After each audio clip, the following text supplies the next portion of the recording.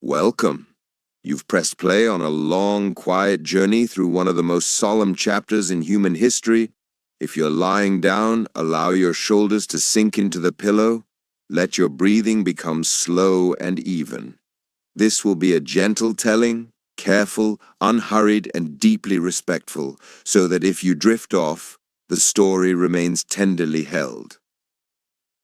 Tonight, we speak about the Holocaust, the systematic state-sponsored persecution and murder of 6 million Jewish people by Nazi Germany and its collaborators between 1933 and 1945. We will also acknowledge the many others targeted and killed: Roma and Sinti communities, people with disabilities, Polish and other Slavic civilians, Soviet prisoners of war, political dissidents, Jehovah's Witnesses, LGBTQ individuals, and many who were persecuted for who they were, what they believed, or what they were said to represent.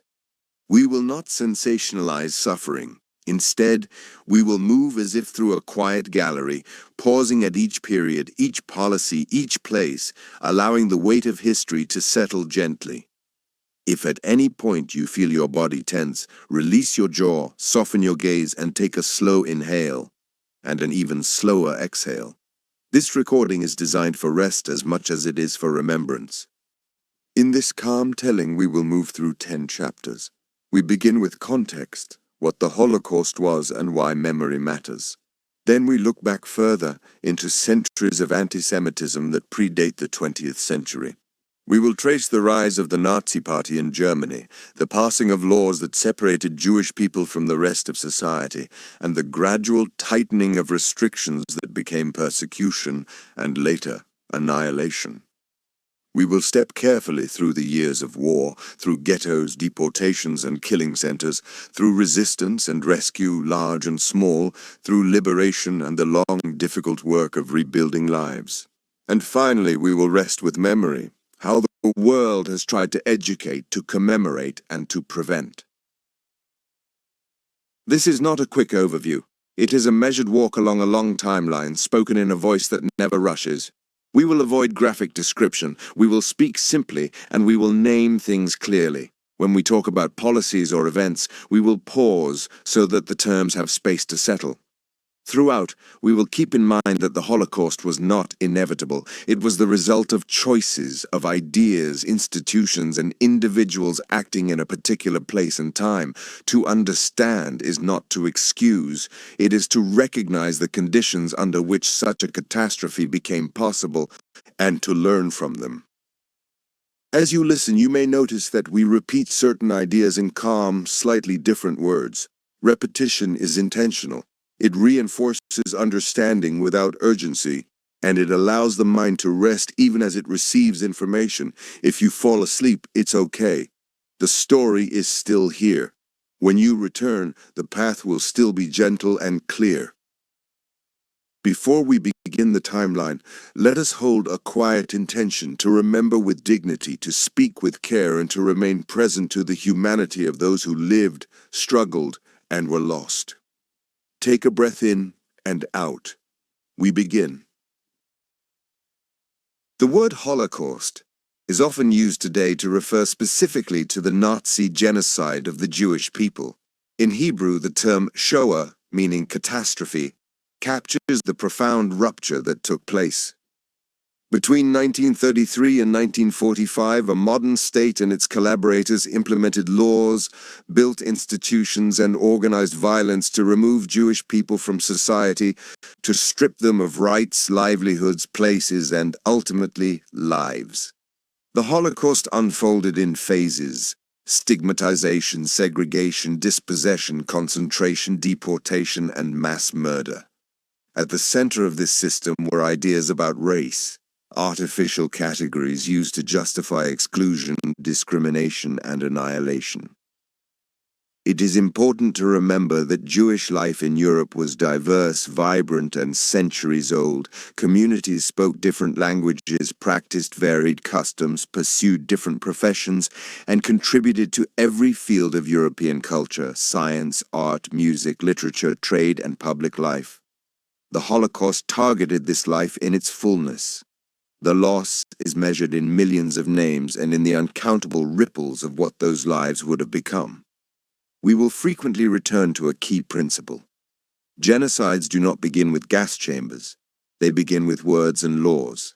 They begin with stories people tell about who belongs and who does not, who is pure and who is dangerous, who gets rights and protections, and who can be pushed outside of them.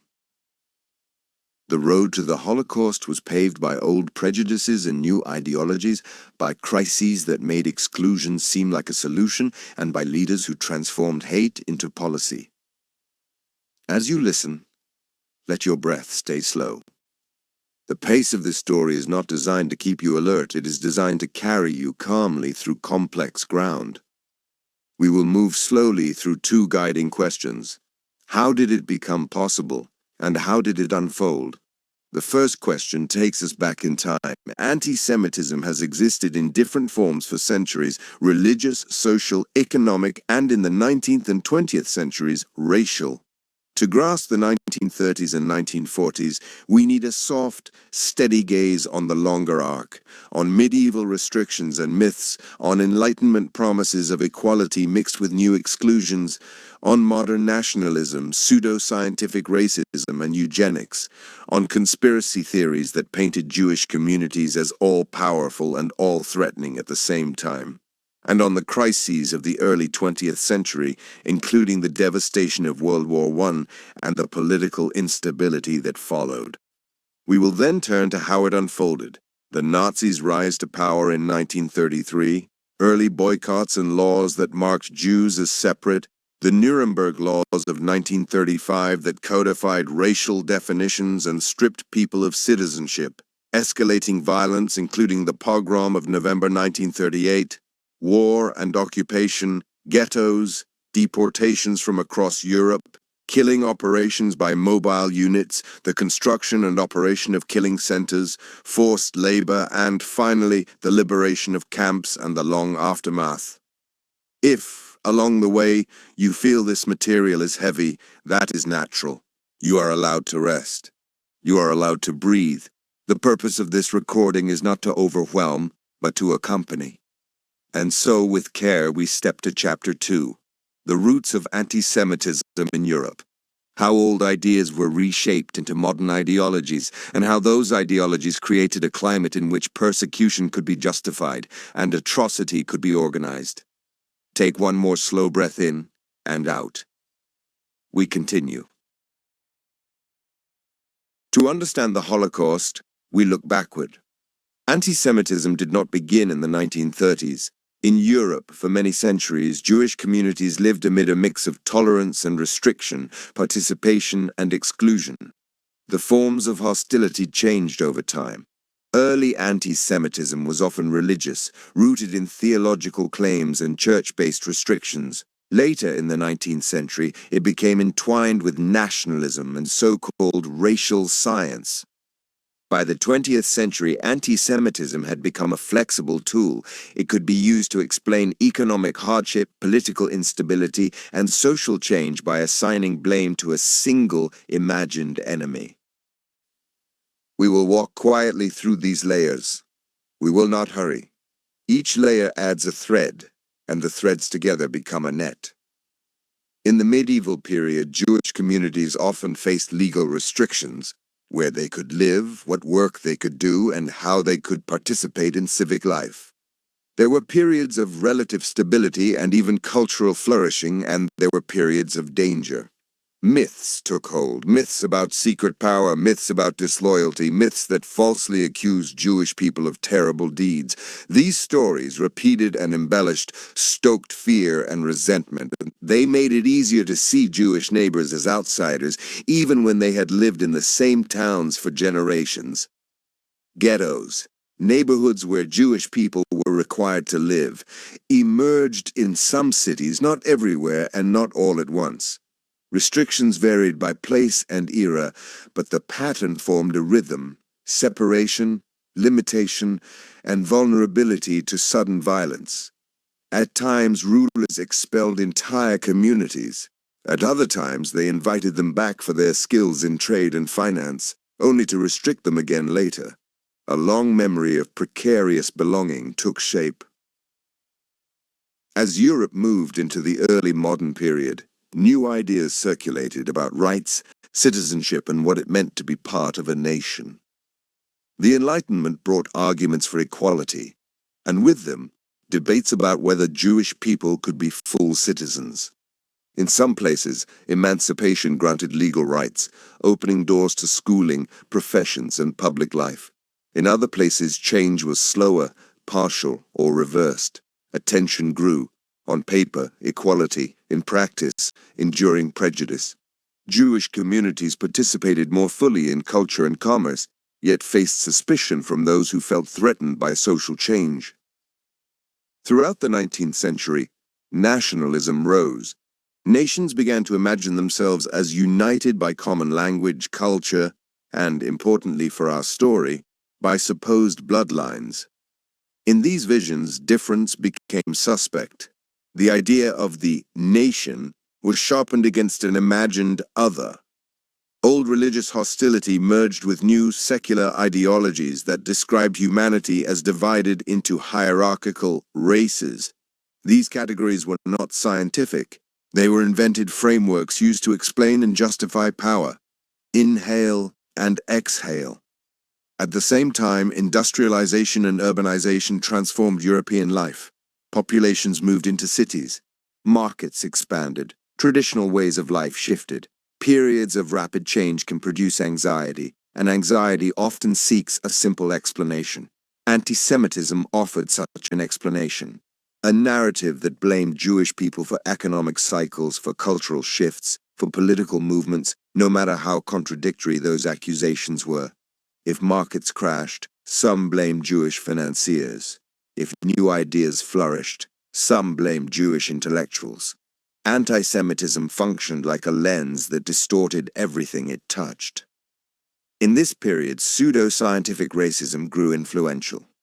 Thinkers misused biological terms to claim that humanity could be ranked, and that these ranks explained history and society. The language of purity and degeneration appeared in public debate. Eugenics, the belief that a population could be improved by controlling who could reproduce, moved from fringe speculation into policy discussions in several countries. None of this was true science, but it sounded scientific enough to persuade people who were looking for order and control. There were also sensational conspiracy theories.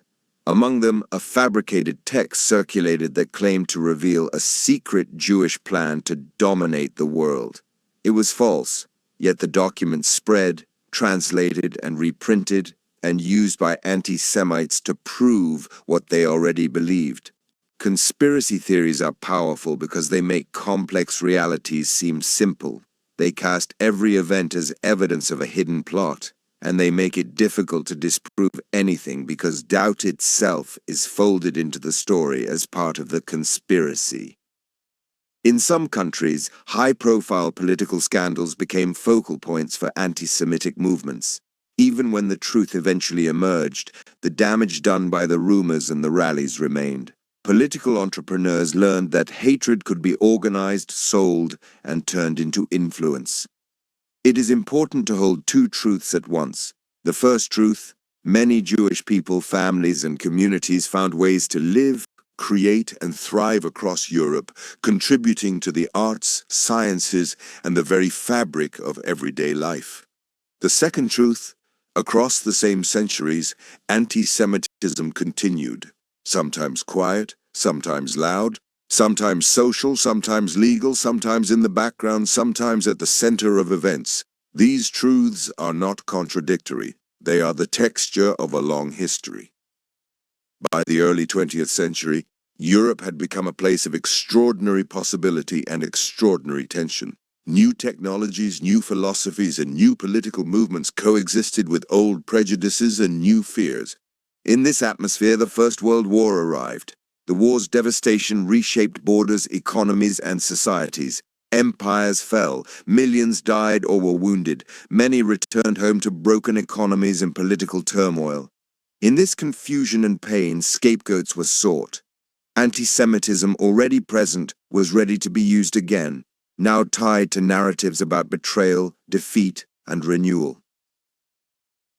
In Germany after the war, the new democratic government faced enormous challenges: inflation, unemployment, political violence from both the radical right and the radical left, and the psychological shock of defeat.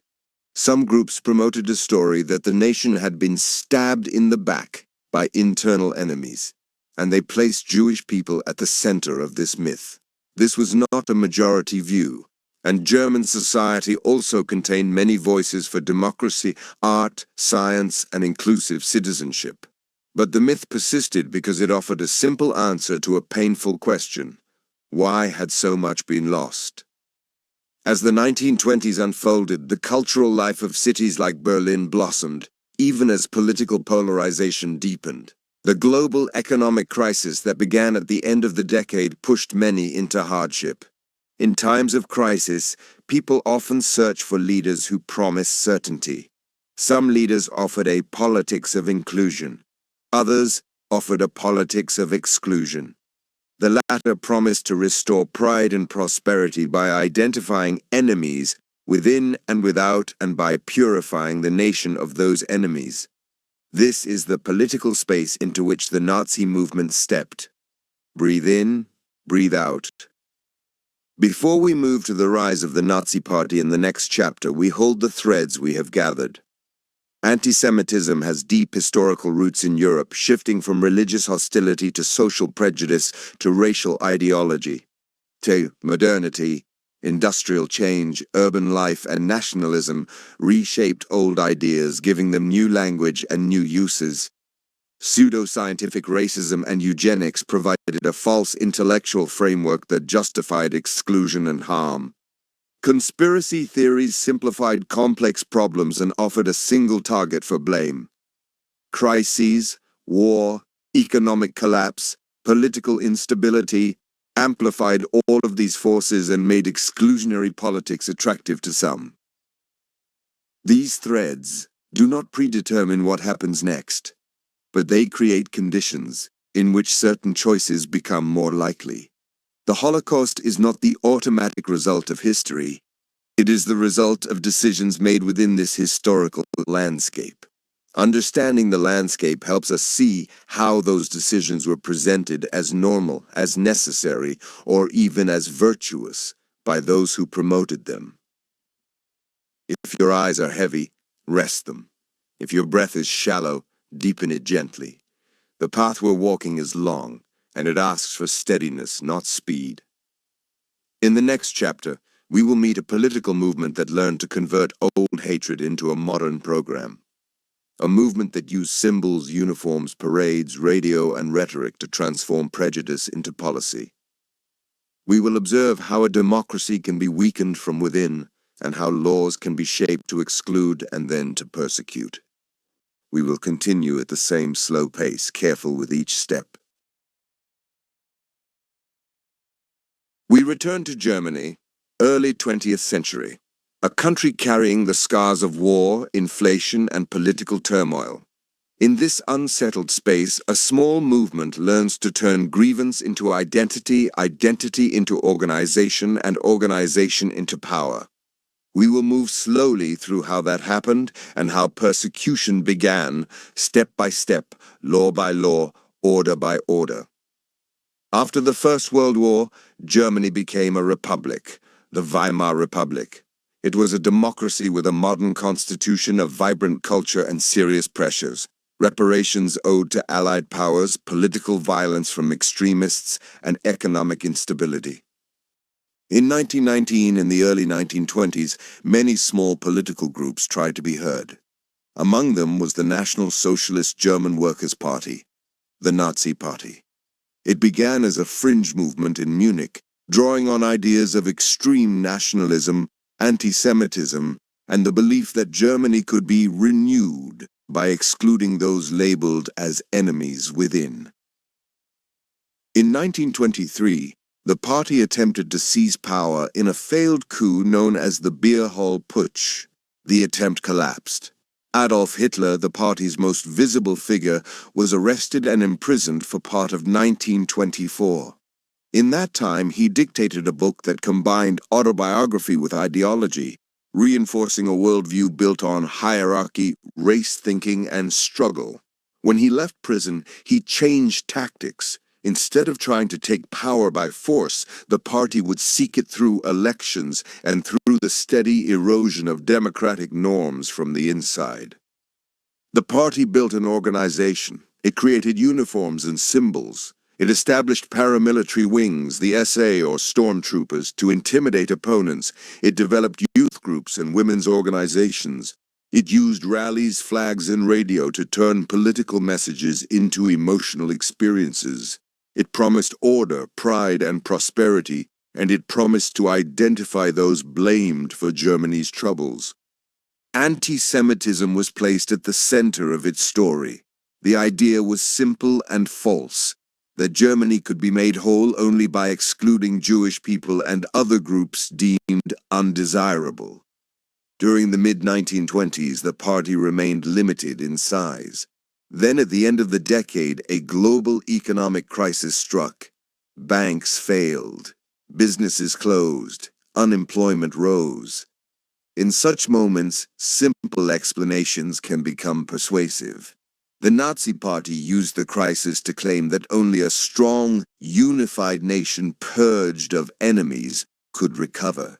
They asserted that democracy was weak and that only their movement could restore greatness.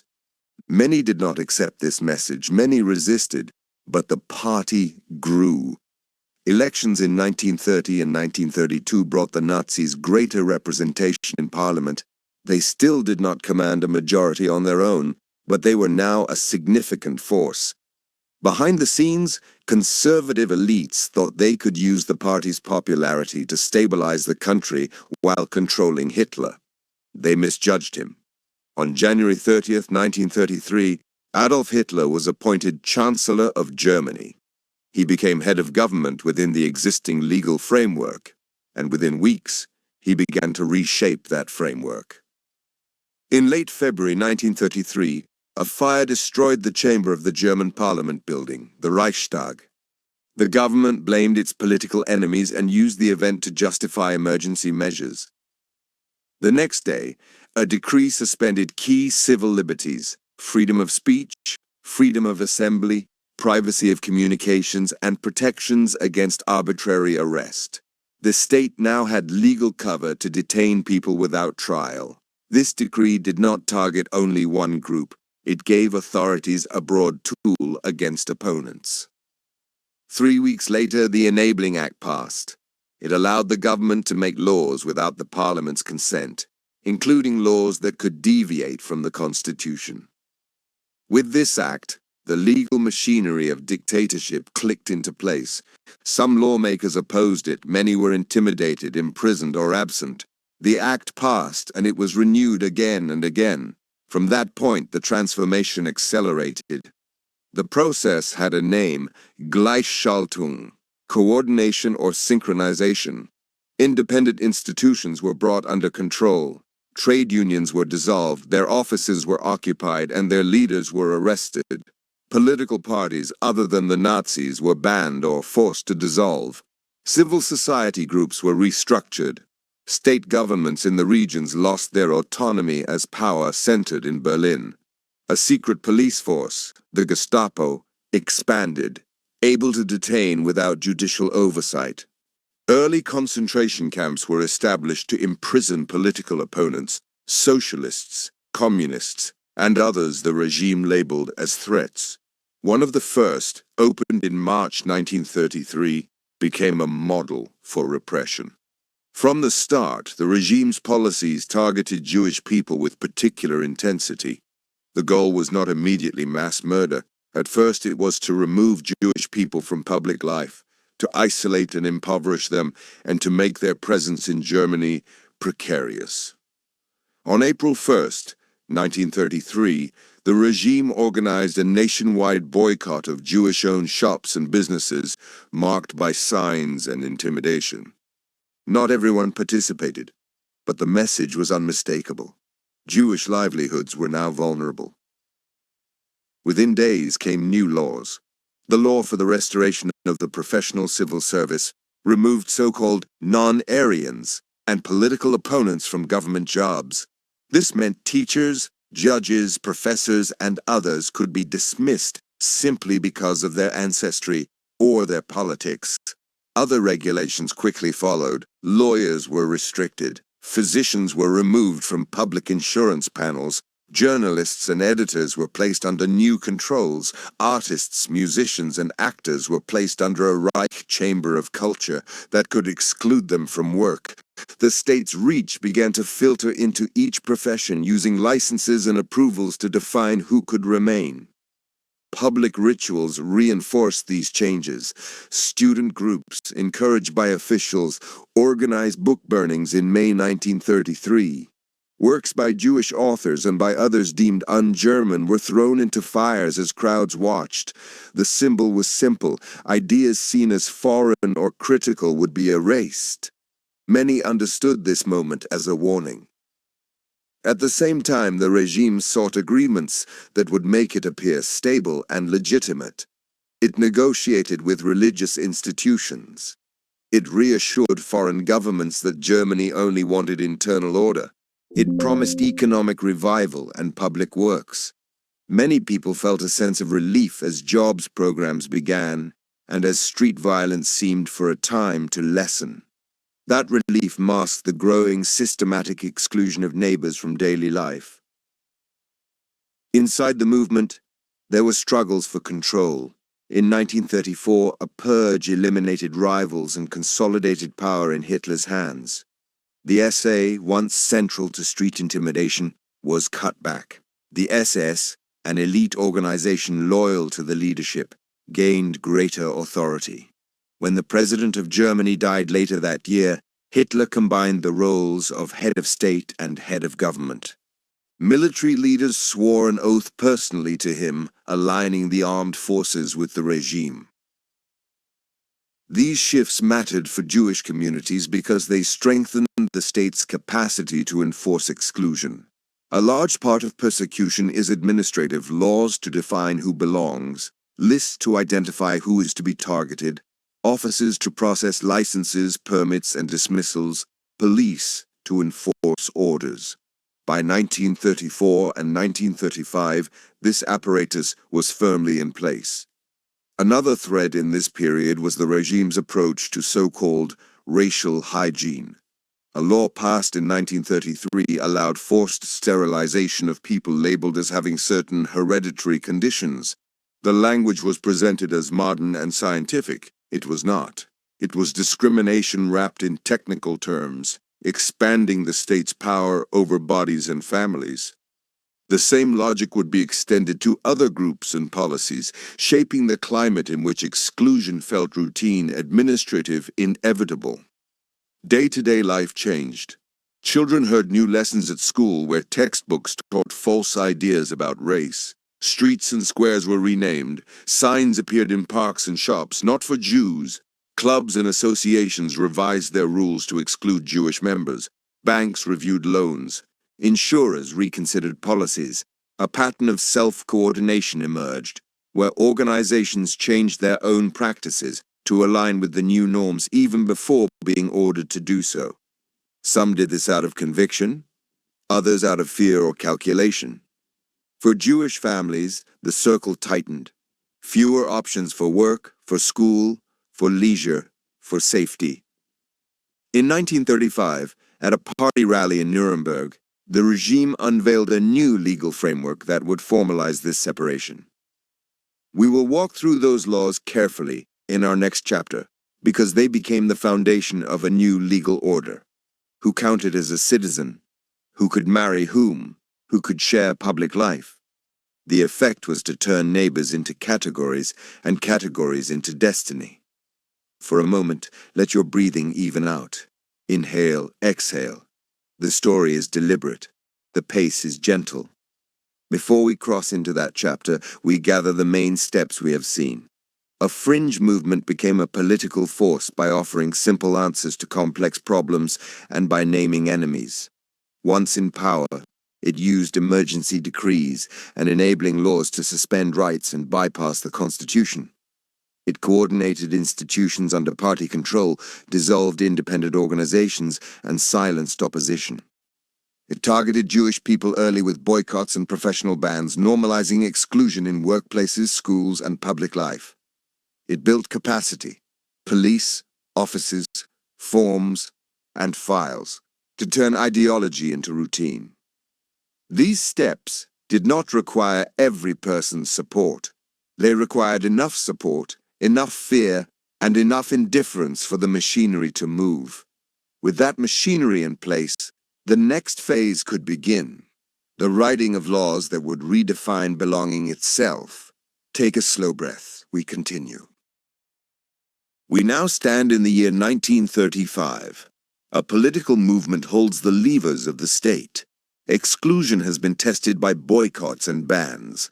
The next step is to write discrimination into the law so that daily life, marriage, citizenship, and rights all rest on racial definitions. The laws announced in Nuremberg will do this work. We will move with care, naming each element without haste. At a large party rally in Nuremberg in September 1935, the regime presented two principal laws. The first was called the Reich Citizenship Law.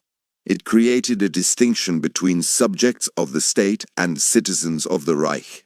Citizenship, it declared, belonged only to those considered to be of German or related blood, who demonstrated loyalty to the regime.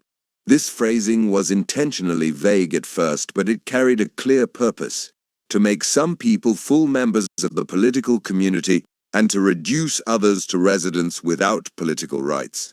Jewish people were placed outside citizenship. The second law was called the Law for the Protection of German Blood and German Honor. It prohibited marriages and sexual relations between Jews and those defined as of German or related blood. It barred Jewish households from employing German women under a certain age. It made everyday relationships suspect, monitored, and punishable. The language framed mixed relationships as a threat to the nation's purity, echoing long-standing racial ideologies presented as biological truths. They were not truths, they were instruments of control. A third measure, announced at the same time, made the national flag and swastika the exclusive symbols of the state. Symbols matter. They create a visual landscape in which some people see themselves reflected and others know they are excluded. When laws were announced, they were not yet detailed. That detail arrived over the following weeks and months through regulations and directives, administrative texts that defined terms and procedures. These regulations addressed a central question: who counts as Jewish under the law? The regime answered by looking backward, not at beliefs or choices, but at ancestry, at grandparents' religious status as recorded in community registers. In this system, a person with 3 or 4 Jewish grandparents was defined as Jewish, regardless of personal faith, profession, or self-understanding. Those with 1 or 2 Jewish grandparents were placed into new categories labeled mixed blood, with their own restrictions. These categories were not neutral. They determined whether someone could marry, work in certain jobs, or retain rights. The effect of these definitions was profound. They turned families into charts. People sought records of births, marriages, and religious affiliations from decades past to learn how the state would classify them. Siblings and cousins could fall into different categories based on the specific patterns of their grandparents' lives. The classification system penetrated archives and households, making private histories the subject of public scrutiny and police enforcement. In offices and clinics, in schools and businesses, the laws filtered into routines. Marriage required certificates proving ancestry. Doctors and nurses were instructed not only in medicine but in categories. Teachers were given guidelines for seating charts, curricula, and admissions. Lawyers learned which clients they could represent. Newspapers published lists of new rules in plain type. Each line seemed administrative. Together, they redrew the boundaries of society. Other professions felt the weight of these laws. Journalists and editors needed approval from the state, which could be denied based on ancestry. Lawyers could be disbarred, judges removed, civil servants dismissed.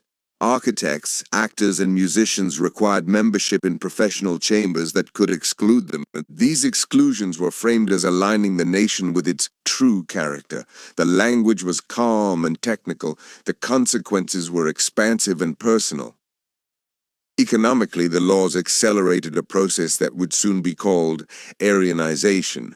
This meant transferring Jewish-owned businesses to non-Jewish ownership, often under pressure, at far below value. Some owners were forced to sell quickly, others were removed from management and replaced. Still others were driven into bankruptcy by new regulations and boycotts. Bank accounts were reviewed, licenses were revoked, contracts were reinterpreted. The goal was to reduce Jewish participation in the economy, to isolate families financially, and to make departure from Germany seem to some like the only path forward. For those who considered leaving, obstacles mounted. Immigration quotas in other countries were strict. Visas required sponsorship, fees, and proof that a family would not become a burden. For many, these barriers were too high. For those who stayed, life narrowed. New streets to avoid, new bureaucratic steps for basic tasks, new risks in ordinary interactions. Names and identities were pulled under regulation. Over time, the state required Jewish people to carry special identity papers and to adopt additional names in official documents to mark their status. Public spaces displayed signs, parks, pools, and benches restricting access. Schools dismissed Jewish teachers and reduced places for Jewish students. Universities imposed quotas or exclusions. Professional networks closed. Each change could be described as small, but together they formed a system. It is important to note that while these laws targeted Jewish people centrally, they were part of a broader pattern. Other groups were also labeled, monitored, and restricted. Roma and Sinti communities faced police registration and persecution under racial frameworks. Black Germans and people of African descent were likewise targeted and ostracized. People labeled as having disabilities were subjected to sterilization policies. Political opponents continued to be detained. The message to society was consistent. The state would define who belonged, and it would shape lives accordingly. Policing the Nuremberg laws required an administrative web. Local offices of health, registries, police, and courts processed documents, investigated relationships, and initiated charges. Private citizens were encouraged to report suspected violations. Gossip and denunciation became tools of enforcement. Some officials pursued cases zealously, others enforced them routinely. The result was the same. The laws worked not just because they were written, but because they were carried by thousands of hands through everyday administration. What did this feel like day to day? It depended on where you stood. For many non-Jewish Germans, life could appear normal, even improved in some respects as the economy recovered and public works progressed. Radio programs entertained. Holidays were celebrated. New highways opened. For Jewish families, each errand required calculation. Which shop would still serve them? Which neighbor could be trusted? Which form was newly required? Which school day would be the one when a child was told not to return? The stress accumulated quietly. Many kept diaries filled with questions and lists: what to sell, whom to ask, what to teach a child about what was happening. Courts were used to give the laws an appearance of regularity. Judges heard cases about alleged violations of the protection of blood law and about citizenship status. Lawyers argued over definitions: what counts as a relationship, how to interpret lineage, whether a specific union could be annulled. These proceedings turned intimacy into legal procedure. They also placed the state inside marriages and households. Religious communities responded in different ways. Some protested or offered quiet support to members now excluded. Others sought accommodation, hoping that careful compliance might reduce harm. Foreign observers sent reports. Some doubted that the situation would worsen, others sounded alarms. The regime often responded with reassurance in public while pushing harder in practice. In this period before war, persecution was legalistic, persistent, and structured to seem like orderly governance. By 1936 and 1937, Germany hosted international events and cultivated a polished image. Some anti-Jewish signs came down temporarily. The laws, however, did not recede. They continued to shape life. New regulations limited access to public places. Professional boundaries tightened. Emigration continued for those who could manage it. The circle kept narrowing. In 1938, the pressure intensified. More businesses were seized, more professions closed, more papers required. Later that year, violence would break into the open on a mass scale in a wave of destruction that targeted synagogues, shops, and homes across Germany and annexed Austria. That event, often called the November Pogrom, will be the focus of a later chapter. For now, we remain with the legal framework that made such violence thinkable and, in its aftermath, made further dispossession official. Let us pause to view the structure we have described. The Reich citizenship law reduced Jewish people from citizens to subjects, stripping political rights. The law for the protection of German blood and German honor regulated marriage and intimacy, criminalizing relationships across a line the state had drawn. Subsequent regulations defined who was Jewish by ancestry, reaching into family histories to classify and divide. Professional and economic life was reorganized through licenses, approvals, and forced transfers of property, processes that looked administrative but served an exclusionary purpose. Identity itself became an object of state management: papers, names, categories, and access to public space. These components linked together like parts of a machine. Once assembled, the machine could be used in different ways, quietly through forms or violently through action. It created a world in which neighbors were no longer simply neighbors. They were types defined by the state. Why spend so much time on law? Because law is how societies tell themselves what is normal. When discrimination is written into statutes and reinforced by courts and offices, it can appear orderly, even to people who disagree with it. The language is dry. The effects are not. The Holocaust's later phases, ghettos, deportations, and killing centers, did not emerge from a legal vacuum. They grew from a culture of classification, exclusion, and obedience built in these years. As you rest, let your breathing soften. Inhale, exhale. The details can be heavy. The pace is here to hold them gently. In our next chapter, we will see the transition from legal exclusion to coordinated violence, how a night of shattered glass signaled a new phase, how a refugee crisis unfolded, and how the world responded often too slowly to people seeking safety. We will continue to move with care, naming events plainly and holding the dignity of those who lived through them. For now, we close this chapter with a simple recognition. Laws can be used to protect, and laws can be used to harm. Understanding how harm was legalized helps us recognize early signs when any society begins to draw lines that turn neighbors into outsiders. We return to the mid to late 1930s, when discrimination was already written into law and woven into daily routines. Now, the temperature changes. What had been an administrative tightening becomes suddenly and publicly a storm of destruction. We move carefully through that turn, through a night of shattered sanctuaries and shopfronts, and into the long, slow crisis of people seeking safety and finding borders closed. Take one slow breath in and out. We begin. Across 1938, pressure built. In March, Germany annexed Austria. Laws and habits that had narrowed life in Germany were rapidly extended across Vienna and other Austrian cities. Shops were marked, bank accounts were frozen, people were humiliated in public, made to scrub sidewalks under the gaze of crowds. In the months that followed, professional bans intensified, business transfers accelerated, identity papers tightened, In official language, more words appeared about racial categories, about who could marry whom, about who could own, who could practice, who could be recognized. In the summer and autumn, new rules reached into naming and documents.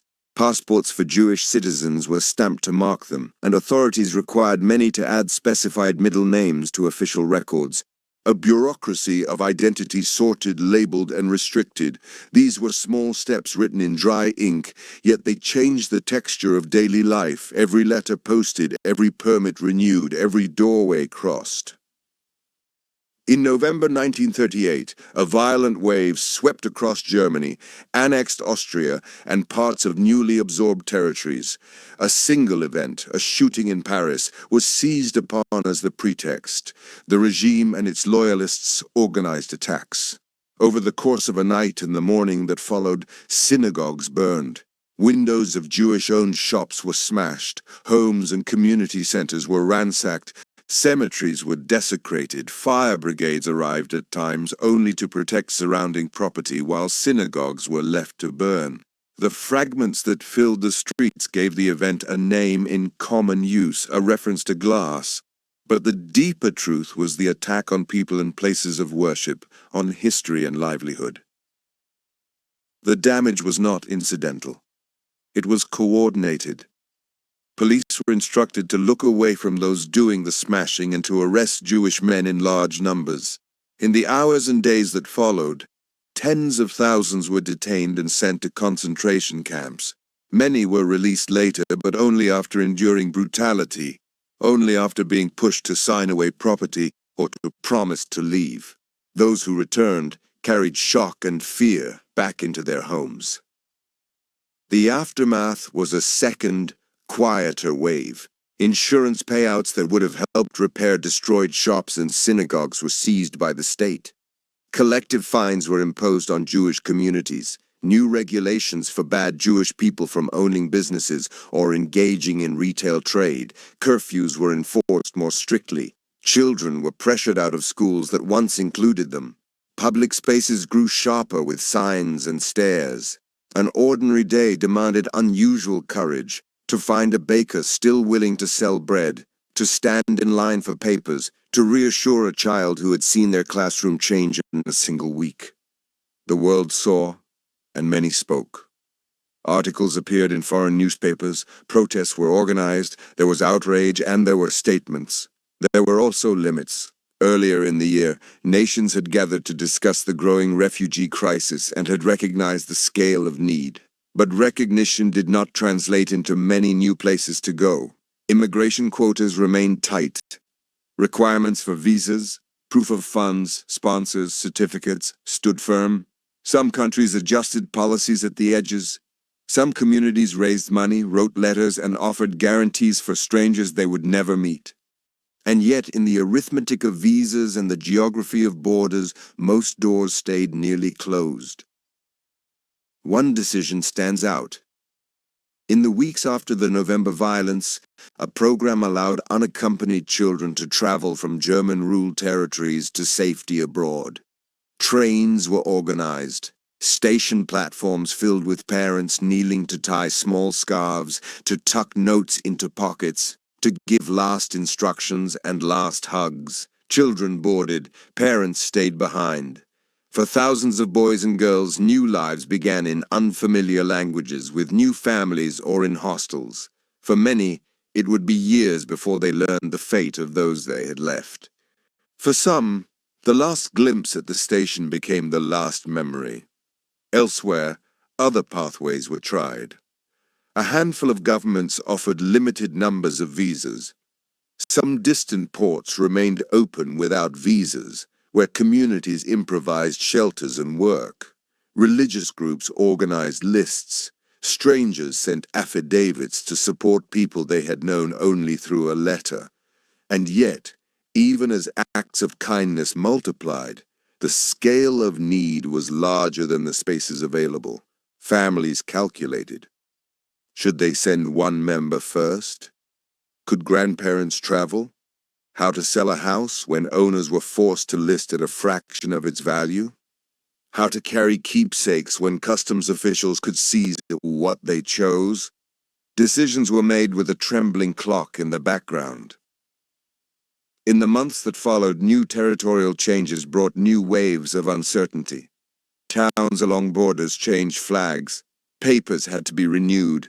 In some places, local authorities expelled people who did not hold newly recognized citizenship. Trains traveled back and forth with those suddenly unwanted by both sides of a border. Temporary camps appeared, meant to be way stations but becoming home for weeks or months. People stood again and again in lines, at consulates, at police stations, at aid offices, hoping for an appointment, for an official to sign, for some route to safety to open before another rule closed it. The refugee crisis was not abstraction. It was households compressed into suitcases, rooms divided by whispered plans, family councils where elders insisted that the youngest must go even if the rest must stay. It was neighbors borrowing, lending, selling, signing. It was parents practicing foreign words at night, children rehearsing addresses in case they were asked. It was pamphlets explaining entry requirements. It was maps spread across kitchen tables, with one finger tracing a line to a harbor in a country that might still allow arrival. Let us pause and gather the shape of this chapter. The year 1938 brought a steep escalation from legal exclusion to open, coordinated violence against people and sacred spaces. Detention sent tens of thousands into camps, even as many were later released under pressure to leave the country and surrender property. Economic dispossession accelerated. Businesses transferred, insurance seized, permits revoked. The world saw the violence and spoke against it. But most borders remained tight. Policies changed slowly and in small ways, relative to the scale of need. Rescue efforts, especially for children, saved lives, yet often separated families and deepened the sorrow of leaving. These are not numbers on a page. They are rhythms of leaving and of waiting, of planning and of being told no. They are the quiet sounds of drawers closing on the last night in a family home, and the soft click of a door that might not open again. Take a breath in and out. We continue. The next turning point arrives with the outbreak of war.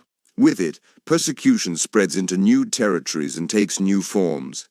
The language of decrees and permits remains, but it is joined by occupation orders, curfews, segregated districts, and forced labor. The circle that had been tightening now expands outward, enclosing millions more within its lines. We will walk into that landscape slowly, holding the dignity of those who lived there. On the first day of September 1939, armies moved across a border and a new war began in Europe. With the invasion of Poland, persecution that had been intense within Germany and annexed territories extended into a vast new space. Policies arrived with soldiers and administrators, lists, orders, office stamps, armbands, forced labor details, and the creation of districts where Jewish families were compelled to live apart from others. We will describe these steps with care and without haste. In occupied Poland, the occupying authorities reorganized civic life.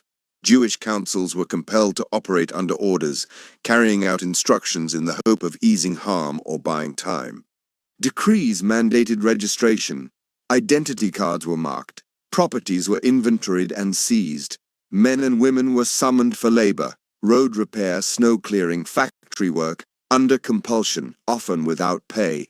Curfews were imposed. Movement between towns required permits, rarely granted. In cities and towns, authorities designated neighborhoods for Jewish residents. At first, the boundaries were informal. Streets watched, areas suggested. Then, gradually or suddenly, they were enclosed. Walls were built, gates were placed. Police or guards controlled crossings. Within these districts, ghettos, life compressed. Apartments designed for one family now held many. A kitchen served a building, a courtyard served a block, a bucket replaced plumbing. Food rations were set far below need. Disease followed crowding and hunger followed rationing. Yet even here, people created systems, soup kitchens, clinics when supplies could be found, schools in attics, cultural circles, and prayer in whispers. One city became a symbol for many. Its ghetto, enclosed and vast, held hundreds of thousands under conditions that were never meant to sustain life. Smuggling of food, medicine, news became a lifeline. Children squeezed through gaps in walls, risking punishment to carry a few potatoes beneath a coat. Adults bartered possessions for bread. Writers kept diaries because to write was to insist that what was happening would be seen. Mothers cut a loaf into thinner slices and said the slices were as big as yesterday. There was sorrow, but there was also stubborn care.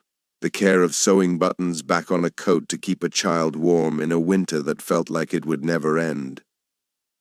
Another city, known by a new name given by occupiers, was turned into an industrial hub where work was presented as salvation, though safety could not be guaranteed by labor alone. Leadership within the ghetto faced impossible choices. Workshops opened, orders were filled, people were told that productivity might protect. Sometimes it did for a time, often it did not. The rule from above could shift without notice, and those who had believed they were temporarily safe could find their names on lists for transport.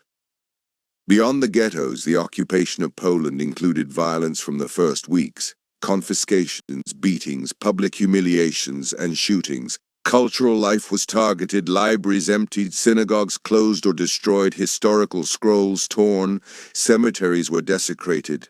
The intention was to erase a presence older than the new lines on a map. In 1940, war widened.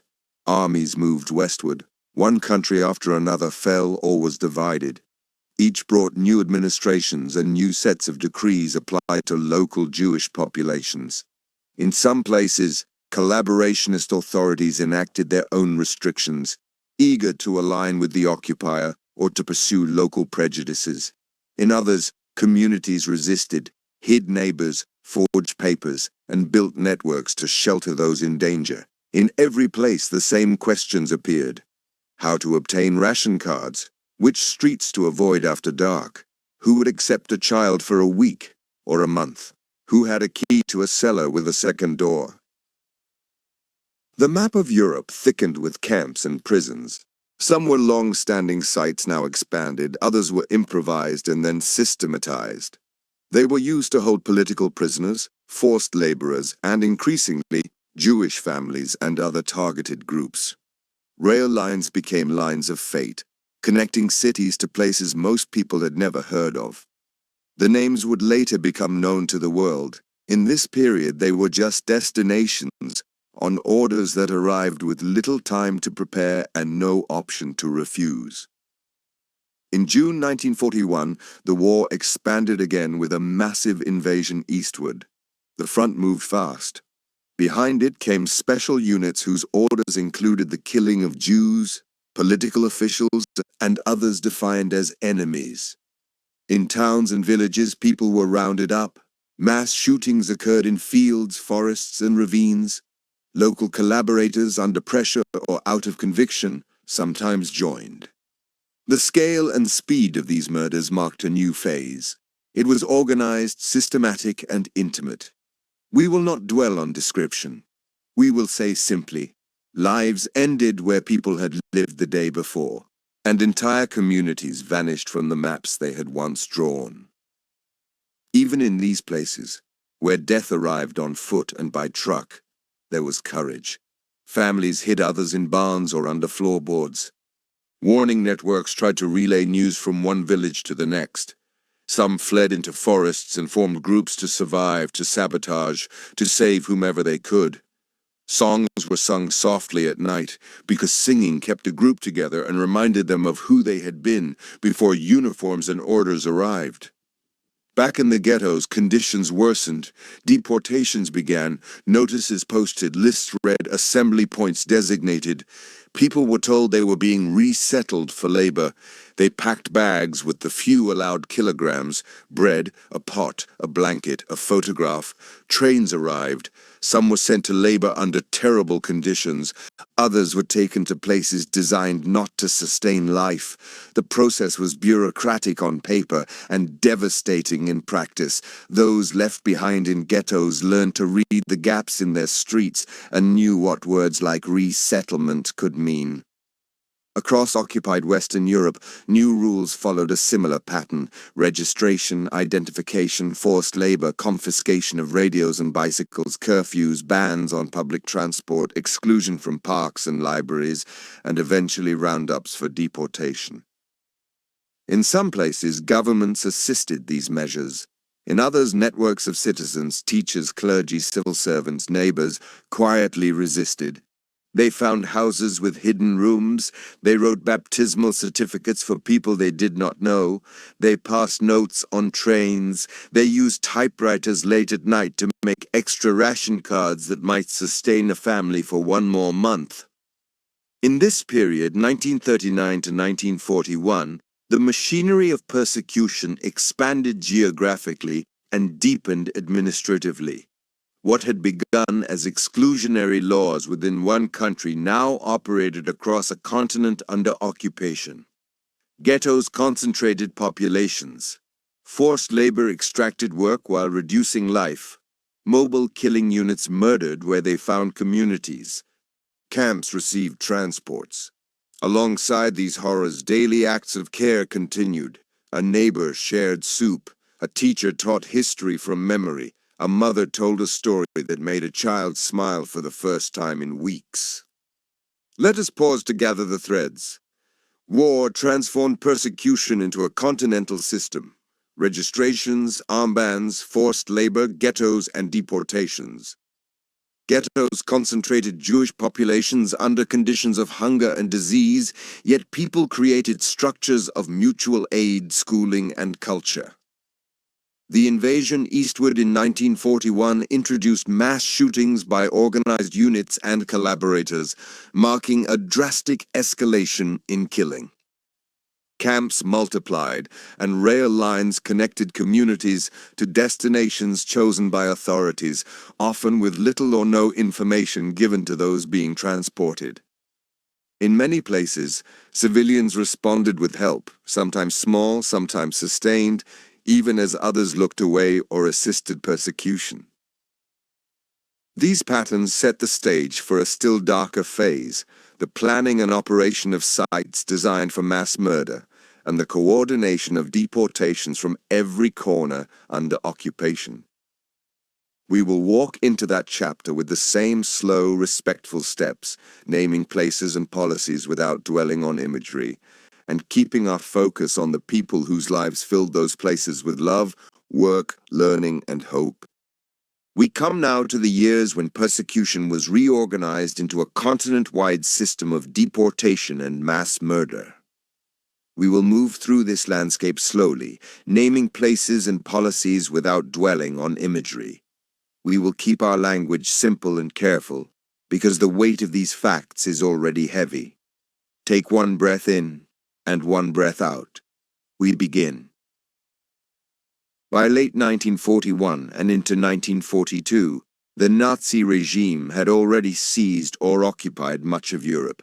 Ghettos concentrated Jewish communities. Mobile killing units had left trails of death across towns and forests in the east. What came next was an administrative decision to coordinate annihilation on an industrial scale. The language used by officials was coded. Phrases like final solution, evacuation, resettlement, and special treatment. These words were chosen to hide the plain meaning of what was being ordered. On a winter day in January 1942, senior officials gathered in a villa near a lake outside Berlin. They reviewed lists and logistics. They discussed categories and exceptions. They estimated numbers in the millions, arranged by country and region. Minutes were taken in controlled language. The purpose of the meeting was to ensure that government offices, police, transport ministries, and occupation authorities would work together. The plan was not born in a single hour in that room. But the coordination was solidified there. A system was to be built. Lists, roundups, trains, destinations. The geography of murder had already begun to change before the meeting. In late 1941, the first stationary killing site using gas vans began operating at a remote estate adapted for this purpose. Early the next year, new killing centers were constructed in occupied Polish territory.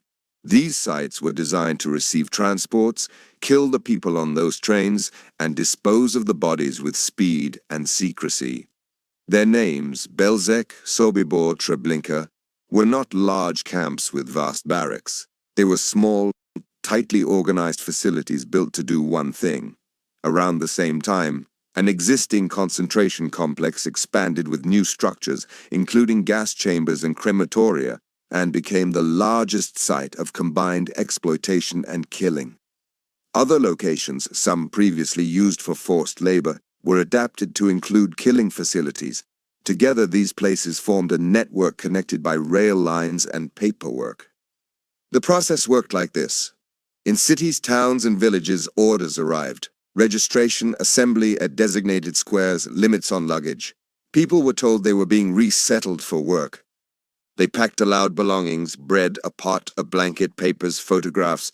Trains were provided, windows were shuttered, guards were posted. Journeys could last hours or days. Upon arrival, many transports were met with speed. The sorting, sometimes called selection, by those who administered it, determined who would be sent immediately to death and who would be registered for forced labor. For most, particularly children, the elderly, and mothers with young children, there was no registration. For others, labor meant survival for a time under conditions not meant to be survived.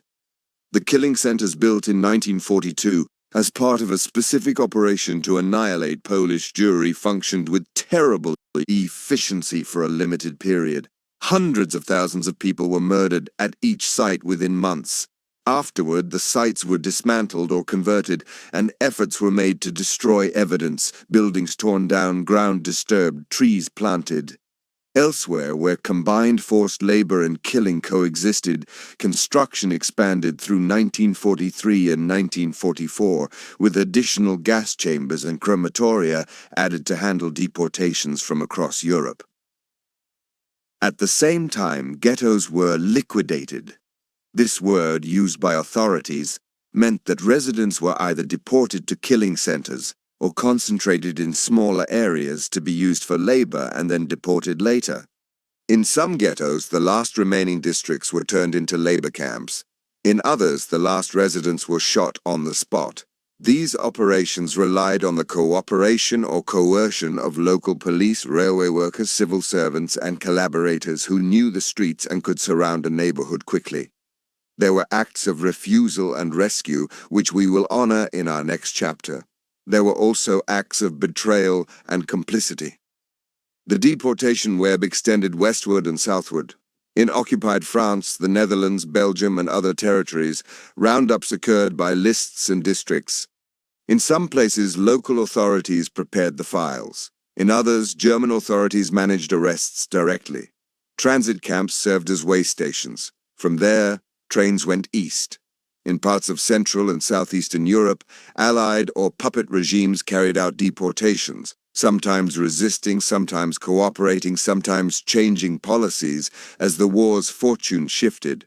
In some countries, entire communities were deported within weeks. In others, deportations came later, in 1944, when the front lines were already moving back toward the borders of Germany. Speed and scale varied, but the pattern was consistent. Registration, confiscation, assembly, and transport. Within the large complex in occupied Poland that became the central symbol of the genocide, life and death coexisted under administration. Trains arrived daily. Some were sent immediately to the gas. Others were registered for labor in nearby industrial facilities, synthetic rubber, armaments, and other war industries, or in the camp's own workshops. The registered suffered starvation rations, disease, beatings, and selections that could send them to death at any time. Slave labor also took place at many other sites and factories across the occupied territories and in Germany itself. Quarries, underground tunnels, aircraft assembly points, munitions plants, prisoners in stripes, civilian forced laborers taken from occupied countries, prisoners of war, and others worked side by side in places where safety was not a priority and survival was uncertain. Inside these places, words changed shape. Selection meant a decision about life or death. Transport list meant separation from those not on the list. Work detail could mean a path to live another day or a walk from which one did not return. Euphemisms built distance between administrators and outcomes. Paperwork moved through offices with stamps and signatures, and trains departed on schedules coordinated with precision. Bureaucracy and cruelty intertwined. Other groups were also targeted. Roma and Sinti communities were subject to registration, confinement, and deportation to killing centers and camps. Many were murdered in shootings or in gas chambers, their suffering recorded unevenly but real and widespread. People labeled by the regime as having disabilities had been victims of a killing program that began before the war and officially ended after public protest, only to continue in new forms, through starvation, neglect, and covert murders in institutions. Gay men were arrested under existing criminal statutes and sent to prisons or camps. Many were brutalized and did not survive. Jehovah's Witnesses were imprisoned for refusing to serve in the military or to pledge loyalty to the state. Political prisoners filled barracks built for punishment and labor. The system had many targets. Its central obsession remained the annihilation of Europe's Jews. In this dark landscape, there were acts of documentation and defiance.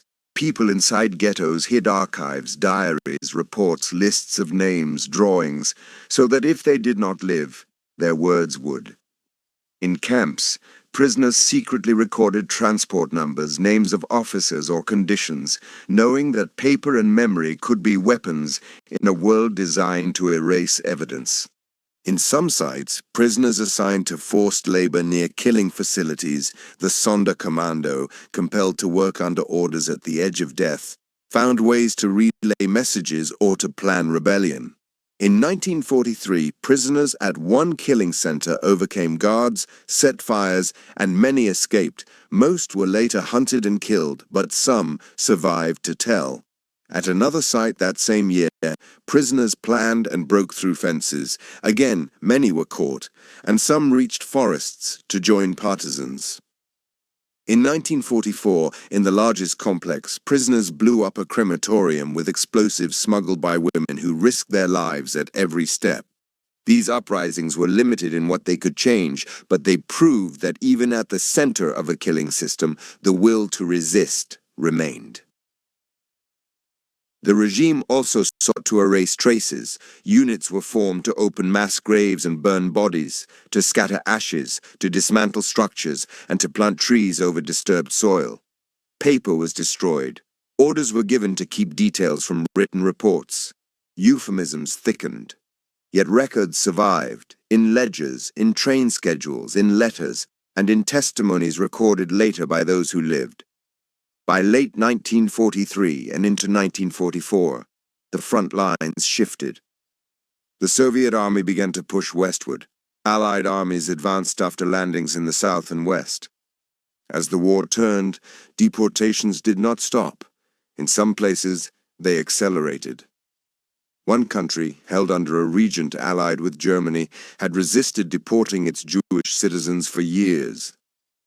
In the spring and summer of 1944, under German occupation, a rapid, brutal campaign deported hundreds of thousands to the largest killing complex in just a few months. When trains arrived, some were sent to labor in factories deeper in the Reich. Many were killed on arrival. The capacity of the crematoria was exceeded, and open-air burning pits were used. Even as defeat loomed, the system operated at speed. As liberation approached, the regime emptied many camps and sent prisoners on forced marches towards the interior. We will speak more about those marches in the chapter on liberation and aftermath. For now we hold the image of columns moving through winter roads, guards pushing exhausted people forward, and villagers watching silently or offering a hidden cup of water when no one was looking. Let us pause and gather the structure of what we have walked through.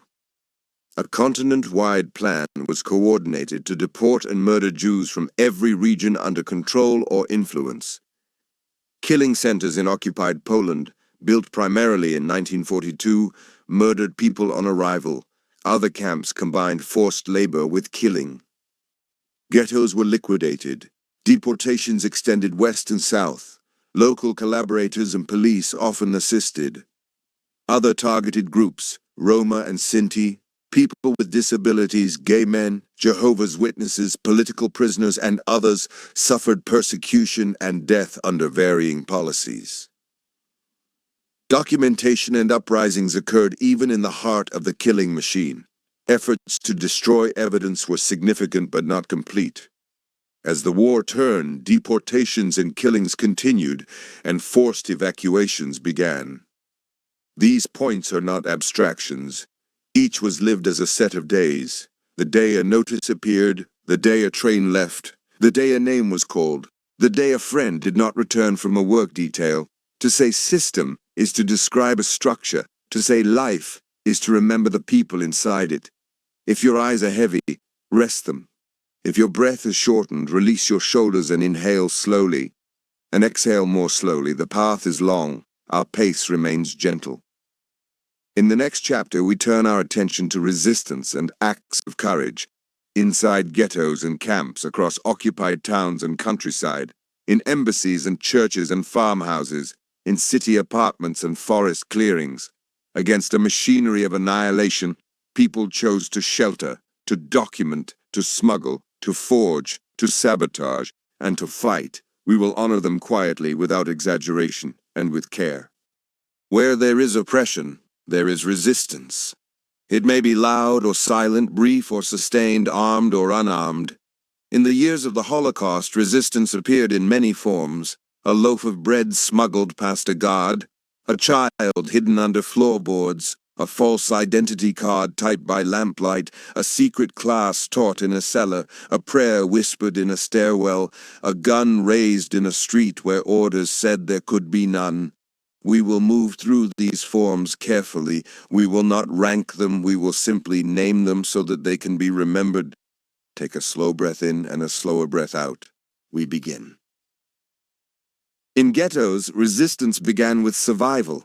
Families created soup kitchens from nothing. Doctors organized clinics with almost no medicine.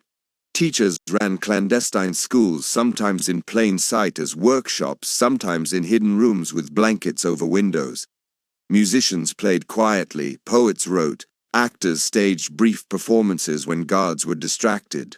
These acts, often called spiritual resistance, kept culture alive and affirmed that people were more than the categories imposed upon them. To teach a child to read was to resist a world that said the child's future did not exist. Documentation was another form of defiance. In one ghetto, a historian and his colleagues organized a secret archive they called Joy of the Sabbath, a gentle name for a grave task. To gather diaries, reports, drawings, ration cards, and notices, everything that might help a future reader understand. They collected testimonies and statistics, wrote histories of their own time, and hid the papers in metal boxes and milk cans beneath the earth. Not all were found after the war, but enough were recovered to speak for those who could not. Smuggling saved lives. Children squeezed through fences and gaps to bring in food. Couriers crossed borders with messages tucked into clothing. In some places, women became the nerve lines of resistance. Able to move more freely, they carried notes, money, and false documents between cells and cities. A single loaf could feed a family for a day. A folded paper could change the fate of a stranger whose name the courier would never learn. Armed resistance also took shape. In the spring of 1943, when orders came to clear a large ghetto, young fighters who had gathered weapons over months decided they would not be taken without a struggle. They knew they could not win. They fought anyway. For weeks, in narrow streets and in bunkers dug beneath buildings, they held off a vastly stronger force. The occupiers set blocks on fire and used heavy weapons. Smoke filled the sky. When the fighting ended, the ghetto was in ruins and most fighters were dead or captured. The moral echo of their decision, however, traveled far beyond the walls that contained them. Other cities and camps heard the story and drew courage from it. Elsewhere, in other ghettos, uprisings occurred when deportations began. Some were brief: an ambush in a courtyard, a snare across a street, a shot from a window. Others were more organized: raids on police arsenals and attacks on guards, coordinated escapes through sewers or across rooftops. Not all planned actions were carried out. Leaders weighed the lives that might be lost and postponed until weapons could be found or tunnels finished. Resistance was not a simple choice. It required food, information, and the willingness to accept reprisals that would fall on neighbors and families. In forests and marshlands, partisans formed. Some were groups of escapees from ghettos and camps. Others were local villagers, soldiers cut off from their units, or members of underground political movements. They attacked rail lines, sabotaged communications, gathered intelligence for Allied forces, and sheltered those fleeing roundups. In one region, a family group led a large camp in the woods that sheltered thousands: women, men, children, the elderly, while also conducting raids against occupying forces. They built huts, dug wells, set up hospitals, and organized schools under trees. The forest became both refuge and resistance. Inside camps, resistance took nerve and planning. In 1943, at 2 killing centers built to murder quickly, prisoners led revolts. At one, they lured guards close, seized weapons, set buildings on fire, and rushed the fences. Many were shot, many escaped, some survived the war to tell. At the other, a similar plan unfolded. An officer was killed, a siren sounded, prisoners ran for the tree line. Again, most were hunted down, some evaded capture. These acts slowed operations and forced authorities to adjust. In the largest complex in 1944, prisoners working near the crematoria, assisted by women in the munitions factory, who smuggled gunpowder in tiny packets hidden in hems and hair, blew up one of the buildings. The price was immediate and terrible. Many were executed. Yet the act stands as proof that even within tightly controlled terror, coordination and courage persisted. Beyond armed resistance, there was refusal. Prisoners refused to inform on others. Clergy refused to sign loyalty statements. Doctors refused to falsify records. Workers slowed production or broke machinery at risk to their lives. In government offices across occupied countries, some civil servants lost lists, changed birth dates, or issued certificates that did not match the person standing at the window in order to save them. A small hesitation at a typewriter could widen into a crack through which a human being could pass to safety. There were also diplomatic acts of rescue. A handful of consuls and attachés issued visas, transit papers, and protective documents beyond their quotas. One diplomat in Eastern Europe stamped thousands of passports and transit papers that allowed families to cross borders and reach relative safety. Another, in a northern European capital, organized safe houses and negotiated with officials to spare people from deportation, using his office as both shield and tool. A third, in East Asia, issued transit visas by hand for weeks, saving people he would never meet. These individuals were supported by networks, clerks, typists, community groups, who moved the papers and the people quickly, quietly, and sometimes illegally. In some countries, communities mobilized as a whole. In a small mountain town, pastors preached that every human life must be protected, and villagers hid Jewish families in barns, attics, and caves. They organized routes across fields to safer borders. When police arrived, the villagers stood between their guests and the officers, calm and firm. Over the course of the war, thousands passed through that valley and survived. In a northern kingdom, when authorities planned to round up Jewish citizens, word spread quickly. Fishermen and families ferried people across a narrow strait in their boats by night, slipping between patrols to a neutral shore. Within days, most of the community had escaped. These actions required coordination, money, courage, and the participation of many who will never be named. We should also speak about help that moved through faith communities. Priests, ministers, rabbis, nuns, monks, and lay leaders in different places opened monasteries and convents, forged baptismal certificates, hid children in orphanages, and organized food deliveries to ghettos and camps. Some paid with their lives. Not all institutions resisted. Some cooperated or remained silent. We honor those who chose to act when acting was dangerous. Children were agents too. Couriers as young as 12 carried messages and grenades in satchels. Teenagers navigated city streets with false papers and unsteady voices. Some forged documents in hidden rooms, learning to imitate stamps and signatures. Others guided families from safe house to safe house, knocking 2 times and then once in a pattern no one else would notice. Children hid younger children in games, taught them to answer to new names, and whispered bedtime stories that helped them remember the rules of survival. Do not speak unless spoken to. Look at the ground when you pass a checkpoint. If asked your birthday, say it without thinking. There were helpers in uniform. Individual police officers, soldiers, and civil guards sometimes warned communities of impending roundups or looked the other way at a checkpoint. Railway workers slowed trains, changed switch orders, or left doors unsecured. Doctors in camps mislabeled the healthy as sick and the sick as healthy when it might save a life. These acts did not change the course of the war, but they changed the fate of the people who passed through those moments. Rescue was not pure or simple. Some who hid families also demanded payment or labor. Some betrayed those they had sheltered when fear grew or money ran out. Some informants later tried to help out of remorse. The moral terrain of occupied Europe was uneven, and choices were constrained. The clarity we seek in retrospect did not exist for those living day to day within overlapping dangers, yet against this ambiguity we can still recognize courage. The risks were constant. To hide someone in an apartment meant ration cards had to stretch further, footsteps had to be masked, a cough had to be silenced at the knock on the door.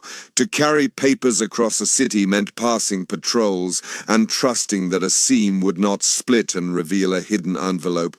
To forge documents meant access to blank forms and stamps, to inks that matched official colors, to typewriters with the correct font, details that could expose a network if wrong. To lift a weapon inside a ghetto meant accepting that an entire street might be punished for a single act.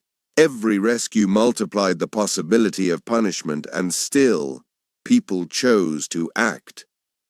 Recognition after the war created a phrase, righteous among the nations, to honor non-Jews who had risked their lives to save Jews during the Holocaust without expectation of reward. The list is long and incomplete. It includes famous names, industrialists who used factory lists to shield workers, diplomats who wrote visas by the thousands, and thousands of less-known neighbors whose farmhouses, basements, and kitchens became passageways to life. For every name honored, there were many more who acted quietly and were never recorded. Within the camps, daily acts of care were resistance. A prisoner shared a piece of bread. A seamstress altered a uniform to help someone pass a selection. A nurse moved a patient to a different bunk before an inspection. A worker in a munitions factory dulled a drill bit to slow production. A clerk kept 2 sets of lists, one for the overseers, one for the underground. A cantor whispered a hymn on a winter night. None of these actions stopped the system, but they defined the humanity of those living within it. We should also acknowledge the limits of resistance. In many places, the power imbalance was absolute. Weapons were scarce, food was scarce, time was short. Occupying forces used collective punishment to deter any action, and they used hostages to ensure compliance. There were communities that could not rise, families that could not flee, neighbors who could not hide another mouth to feed. To name resistance is to honor courage. To name limits is to honor reality. Both truths coexist.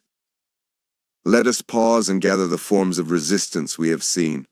Spiritual and cultural resistance, schools, prayer, music, theater, diaries, and archives that preserved identity and truth.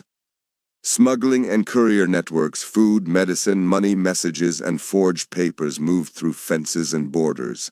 Armed uprisings in ghettos and camps, brief, fierce, and morally resonant. Partisan warfare, sabotage, intelligence, and shelter in forests and rural zones. Diplomatic rescue, visas, transit papers, and protective documents issued beyond quotas. Community mobilization, villages and cities that collectively sheltered and ferried people to safety. Clerical and institutional aid, hiding children, issuing certificates, opening convents and monasteries. Everyday defiance, slowing production, refusing to inform, mislabeling records, sharing food, and sustaining one another. These acts did not end the Holocaust. Armies would be needed to open gates and cut barbed wire, but resistance affirmed a basic truth. Even within a system designed to strip people of choice, many chose. They chose to help, to record, to protect, to fight, to endure, and to keep a vision of life alive. If your breath has tightened, let it soften. Inhale slowly, hold, and exhale even more slowly. We honor courage not to romanticize suffering, but to remember that human beings remained human in a world that tried to force them not to be. In the next chapter, we will turn toward liberation and its aftermath. We will move quietly through the months when camps were opened, when survivors stepped into a world that did not match the one they had left, and when the long work of justice and rebuilding began. We will speak of displaced persons camps, trials, testimony, and the ways grief and survival shaped the decades that followed. For now, rest a moment in the knowledge that even in the darkest years, the edges of light were held by many hands. We turn now to the final years of war, to liberation, and to the long, complicated morning after. We will speak slowly. We will name events gently. We will keep our attention on people, on survivors stepping out of barbed wire gates, on soldiers who did not have words for what they saw, on families searching for one another, on the first fragile attempts to move forward. Take a slow breath in and a slower breath out. We begin. In the second half of 1944 and the first months of 1945, Allied armies advanced from east and west. As front lines moved, the regime tried to erase evidence and to prevent prisoners from being liberated. Camps near the front were emptied. Men, women, and children were forced onto roads and rail lines and marched toward the interior in the cold of winter. These were called evacuations. In truth, they were forced marches with little food, shelter, or rest. Many fell on the road. Many were shot if they could not keep pace. Villagers watched columns pass their doors, faces lowered, coats thin, boots worn through. Some left bread by the roadside when no one was looking, others closed shutters. Even as marches moved west, some camps remained. In July 1944, a camp in the east was reached unexpectedly early by advancing troops, and the world saw, sooner than the perpetrators had planned, evidence that it could not be explained away. Barracks, crematoria, mountains of shoes, children's clothing, suitcases labeled with names.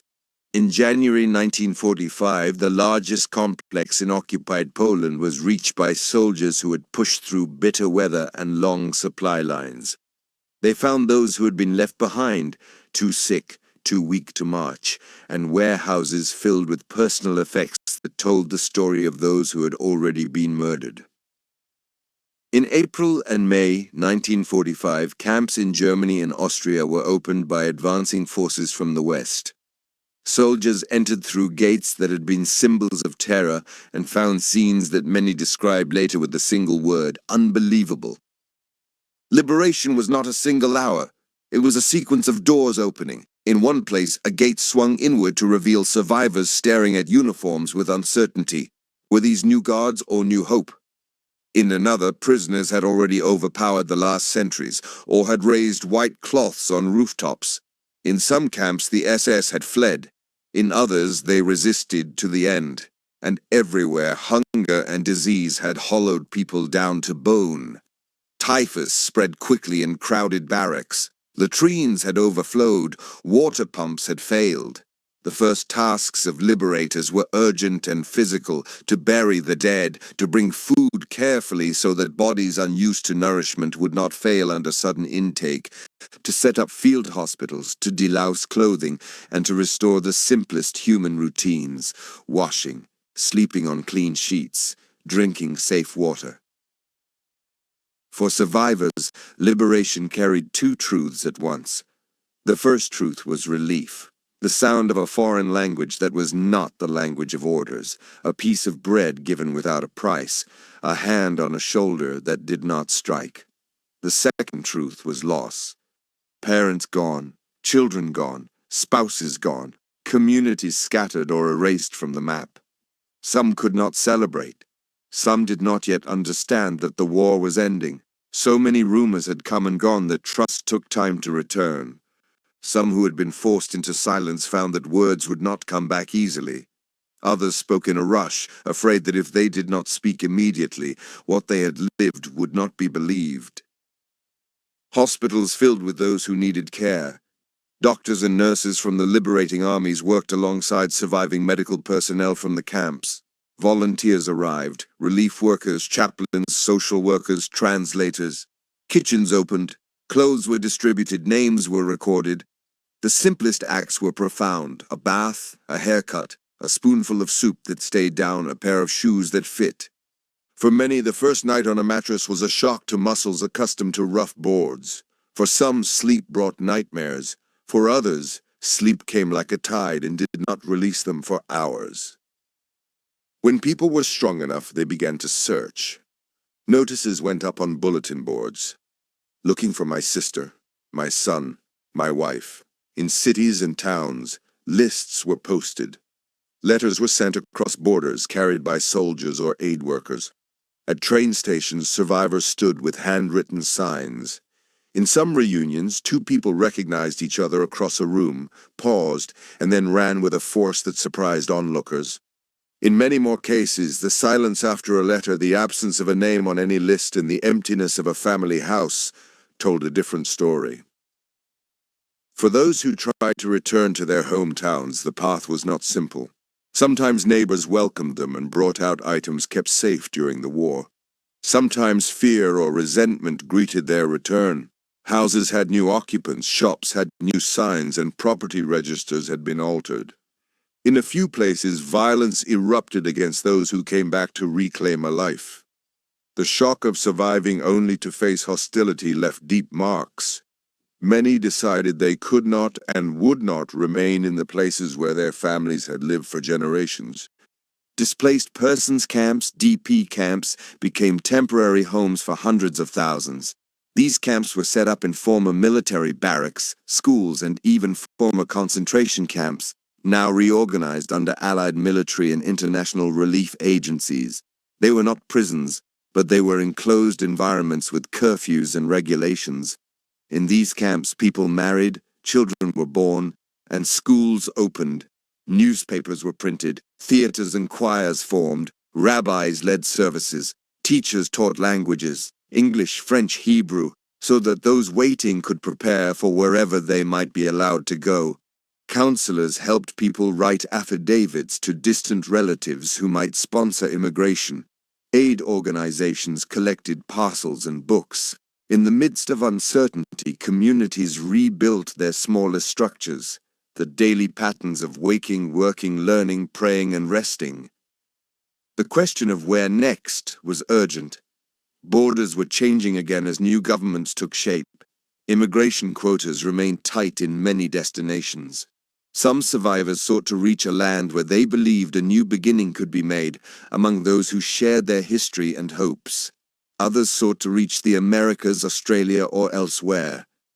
Ships were boarded, some were turned back, negotiations continued. Over time, months and years, doors opened slowly. People left DP camps for new cities with new languages and new streets. They carried small suitcases and large memories. Alongside relief and resettlement, the question of justice arose. In the autumn of 1945, an international tribunal convened to try leading figures of the defeated regime. New legal categories entered public language: crimes against humanity, the concept of genocide, a term proposed during the war by a legal scholar to describe the destruction of a people as such. Testimony was heard, films were shown, documents were read into the record. Some defendants were convicted and punished. Others faced trials in later proceedings for doctors, judges, industrialists, and officials who had enabled the machinery of persecution and murder. These trials did not answer every moral question, nor did they reach every perpetrator, but they established a record, and they gave some survivors a place to speak. Reparations and restitution became part of the aftermath. Agreements were negotiated to compensate, in partial, imperfect ways, those who had lost property, health, and years of life. Legal processes were created to return artworks, restore citizenship, or recognize pensions. None of these could repair the irreparable. They were, at best, acknowledgments and practical support for rebuilding. The political map shifted again in 1948 with the creation of a new state in the Middle East, a homeland for many survivors and refugees. For some, this was the fulfillment of a long-held hope. For others, it was a complex event in a region with its own histories and inhabitants. The destinies of peoples overlapped and conflicted. Our focus here remains with survivors. Some arrived and built new lives there. Others began anew on continents far from the places where their childhoods had been lived. In the years immediately after the war, telling the story was uneven. Some survivors spoke and were not heard. Others did not speak for decades. Many needed time and safety before words could return. Gradually, memoirs were written, testimonies recorded, and classrooms prepared to listen. Archives grew, museums were founded. The work of memory began to take institutional shape. Let us pause and gather the shape of this chapter. Liberation came in waves from east and west. Soldiers found camps, warehouses of personal belongings, and survivors in desperate need. Forced evacuations, the death marches, killed many even as the front approached. Relief was immediate but fragile. Hunger, disease, and grief took time to address. Searches for family began, some reunions occurred, many names were never found. Displaced persons camps became centers of temporary community, schools, weddings, newspapers, and plans for emigration. Trials established legal records of crimes and created new categories for understanding them. Restitution processes began. Survivors resettled across the world and started new lives with small possessions and large burdens of memory. If your breath has become shallow, let it deepen. Inhale slowly, hold, and exhale more slowly. Liberation was an end and a beginning. It closed one horror and opened a long, complex road of living after. In our final chapter, we will rest with memory. How the world has chosen to remember, to teach, and to respond. How museums, memorials, classrooms, and families have carried testimony forward. And how remembrance meets denial and distortion with clarity and care. Memory is both a promise and a practice. It is a promise that those who were murdered will not be forgotten, and a practice of telling, teaching, and listening so that the past remains present enough to guide the future. We will move through memory gently, through museums and memorials, diaries and classrooms, plaques in sidewalks, and names read aloud. We will also speak about challenges, about denial and distortion, and about how careful education answers them. Take a slow breath in and an even slower breath out. We begin. After the war, memory grew in layers. Families lit candles and spoke names at kitchen tables. Communities rebuilt synagogues and cemeteries. Archivists gathered photographs from drawers and attics. Writers shaped experiences into language. Some in spare, crystalline sentences, others in diaries that had survived in hiding places. others in poems written for a voice that might never be heard. Over time, institutions formed to hold this memory. National memorials and research centers, museums with exhibits that begin with family life before the war, move through persecution and leave space for reflection. In many cities, small brass plaques have been set into sidewalks in front of former homes. Each plaque bears a name, a year, and a fate. Here lived, deported, murdered. They are stumbled upon in daily life, on the way to school, to the market, to work, bringing the past into the present at the scale of a doorway. In other places, stark stone blocks, abstract sculptures, gardens, and preserved camps speak in different languages of form. Some memorials invite silence, others invite touch. All invite attention. Education took shape in classrooms where teachers bring students to archives and museums, where survivors speak in person or through recordings, and where primary documents, postcards, ration cards, train schedules, decrees, are studied not as relics but as evidence. The goal is not to overwhelm with images, but to cultivate historical understanding, to know what happened, where, when, by whom, to whom, and through what mechanisms. In this approach, the Holocaust is taught as both a specific event, rooted in antisemitism, ideology, bureaucratic power, war, and collaboration, and as a lens through which to think about how any society can slide toward exclusion and violence. Language matters in education. Precise terms: ghetto, deportation, killing center, forced labor, selection, death march, displaced persons camp help students see structure. So do careful distinctions. The difference between a concentration camp and a killing center, between collaboration and compliance under threat, between bystanders and helpers, between rescue that demanded little and rescue that demanded everything. Such distinctions anchor memory in clarity. Testimony is at the heart of remembrance. For decades, survivors have sat under bright lights and spoken for cameras, answering questions gently asked by interviewers trained to listen. These testimonies have become vast archives. In some projects, technology allows students to ask questions and receive answers drawn from hours of recorded conversation. As survivors age, their recorded voices become even more precious. The passing of living witnesses does not end memory. It changes its medium. The responsibility to carry stories shifts more fully to institutions, teachers, families, and anyone willing to listen carefully and retell faithfully. Remembrance days mark the calendar. In many countries, a day in January, chosen because it is the anniversary of the liberation of a major camp, has been set aside to remember the victims of the Holocaust. Other countries have their own dates tied to local histories, uprising anniversaries, deportation dates, or national memorial days. On these days, schools hold assemblies, names are read in public squares, candles are lit, and exhibitions open. The repetition year after year is intentional. Memory is not a single event, it is accumulated attention. Memory also meets the world as it is, a world where denial and distortion exist. Some deny the scale, the mechanisms, or the very fact of the genocide. Others acknowledge a portion but suggest that it was exaggerated or that victims caused their own fate.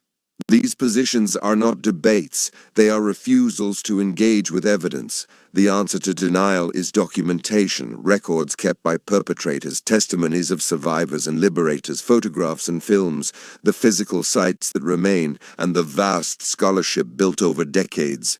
The answer is also ethical, a commitment to empathy and to the dignity of those whose lives are being erased by denial. Education today includes digital spaces. Young people encounter information in short bursts, clips, posts, images set to music. Museums and educators work to meet audiences there without simplifying beyond truth.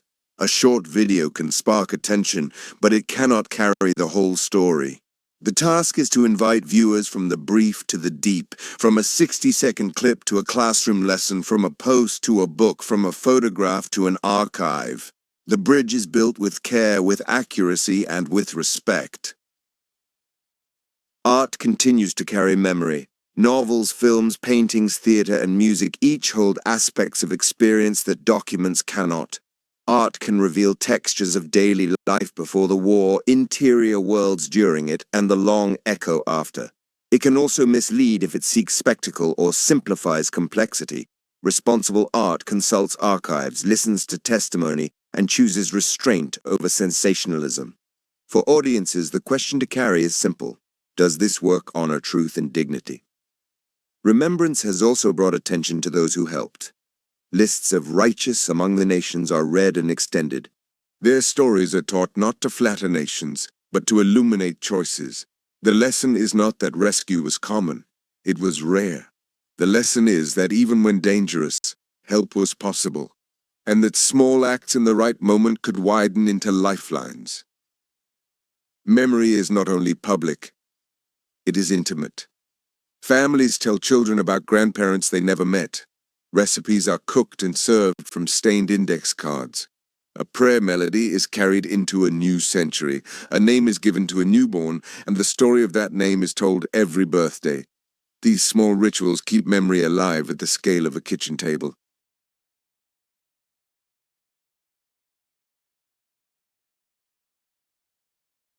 They are not less important than memorials in capital cities. They are where history enters daily life with tenderness. There is also reflection on lessons. Some say, never again, and mean it as a universal vow against genocide and against the steps that lead toward it. To make that vow meaningful, we keep two truths together. The first truth: the Holocaust was specific, rooted in a long history of antisemitism and carried out by a modern state with particular ideologies, institutions, and collaborators. The second truth: the mechanisms it used, dehumanization, legal exclusion, propaganda, bureaucratic obedience, and organized violence, can appear in other times and places. Holding both truths allows memory to be faithful and useful, faithful to the particular, useful in recognizing patterns that, if left unchecked, can lead to catastrophe elsewhere. Remembrance is also about care for the places that remain. Preserved camps require maintenance, archives require climate control, plaques require polishing, stones placed on graves require visitors to bend, to place, to stand, and to be quiet for a moment. These acts are small. They are also the work of memory. Schools take field trips, volunteers guide, groundskeepers mow grass that grows over thresholds where thousands once passed. The physical world tended keeps its witness. Let us pause and gather the threads of this chapter. Memory lives in families, communities, museums, archives, memorials, and dates kept every year. Education pairs testimony and documents with careful language and clear distinctions. Denial and distortion are answered with evidence and ethics. Art can carry memory when it chooses truth over spectacle. Honoring rescuers illuminates choices without romanticizing the past. Reflection holds the Holocaust's specificity alongside universal lessons about warning signs and responsibilities. Care for places and records keeps witness alive as living survivors grow fewer. We have walked a long path together, slowly, carefully, with pauses for breath. If you are listening while you fall asleep, know that you have kept faith with a promise to remember with dignity. If you are awake, know that memory is not heavy only, it is also a way to honor life, the lives that were, the lives that might have been, and the lives that continue to carry this story forward. Take one last slow breath in, and let it go. Hold in your mind a quiet intention, to meet the past with care, the present with attention, and the future with responsibility.